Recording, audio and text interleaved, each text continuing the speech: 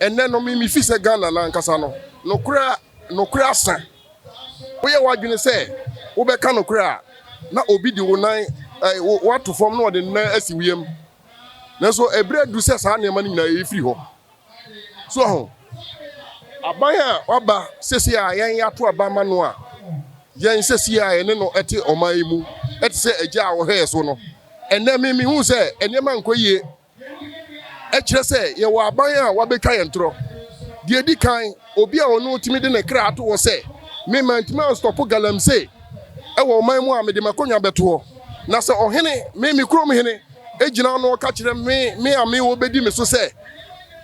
ahiniye no mbedi ahiniye no na sa akwa we mantimi amfaso a me de ahiniye no beto a ekwan be na anase kuro no na oman no e se faso bisa no eti na nado ebre ben na obe resign galamsey no wantimi anye se galamsey no de ma me kofa ho asemba ye no se ene obi ayare wo man mu ye wo makre sanite ne nema ye di tutu ayi no wo be ka se ye tu galamsey no wo ebi anwene so anase baabi ani neso nsuo de etene ko bonsuo mu ene me ne wo mienu nyina ye gina mo santrofo a motiwa a mo kasa nyina no mo wi a mo kotonduru nsuo na ye tu mu galamsey e wo honom no atene ba ma me ne wo mienu nyina ya nom bi eti na nado bosha o share say wantima ambra galamsey o de na konya no beto mi bisa ne say da ben no de akonya no beto empanifo o man mu a wo se ye frɛ papa no ne ebisa ne say